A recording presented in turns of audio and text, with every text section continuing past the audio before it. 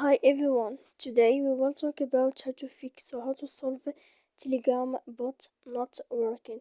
To know how to fix or how to solve Telegram bot not working, you should just go to settings like this. You will click.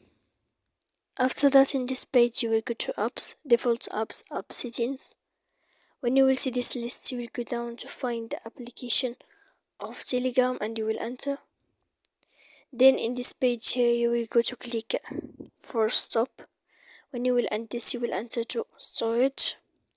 After that, in this page you will click clear cache. Then you will go to click manage storage, and after all that you can turn off your phone so that you can know how to fix Telegram bot not working. So please don't forget to support us by like and subscribe.